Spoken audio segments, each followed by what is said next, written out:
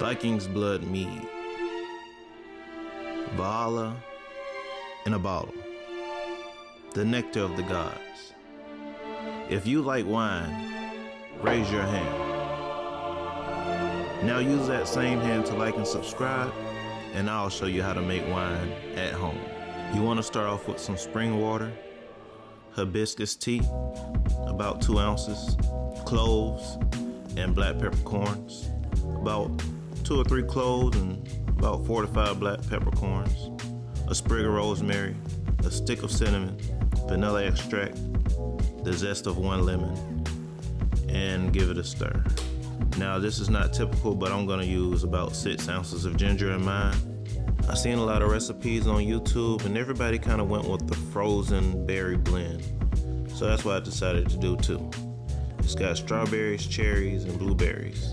Next, you want to get about 3 pounds of honey into your jar and add in some of your spring water so you can shake that up and get it ready for the rest of our ingredients. So now we're going to add our juice, and then we're going to add our tea blend, and then we're going to get our yeast ready.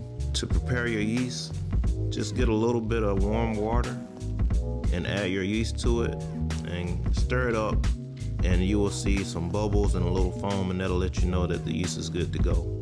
Now, this is an important step because the more honey you have, the more alcohol it makes, but you don't want to overdo it. Just like people, yeast does not want to overeat. Our yeast will eat all the sugar from the honey and from the berry juice blend, and in turn make alcohol.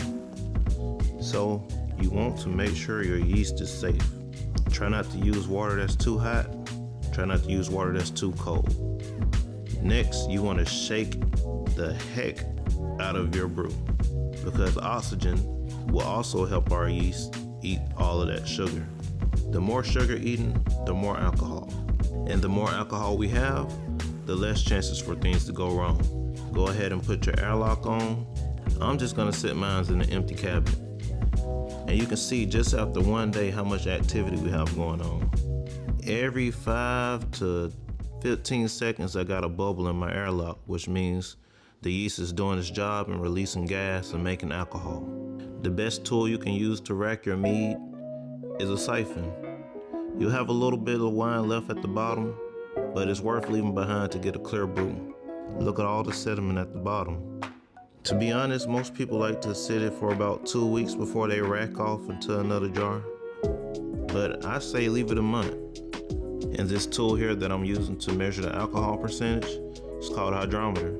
I only paid about $8 for that. So if you're really interested, I say go for it. I'll tell you, all of this stuff really didn't cost a lot. I maybe spent about $30 on all of this. Now when it comes to the color, I think we might have nailed it. If that's not Vikings blood, I don't know what is. Now I'll tell you, it's a young wine, so it's very strong right now.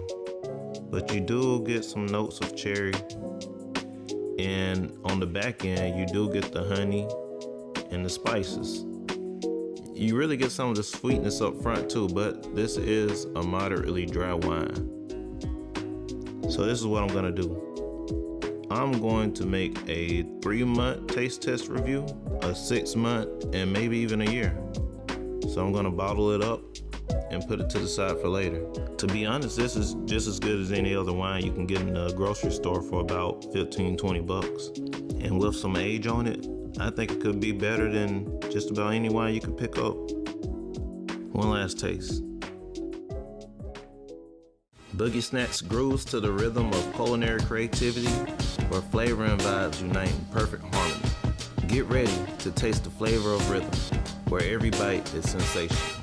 Smash that like button and subscribe to stay tuned for more Boogie Snacks.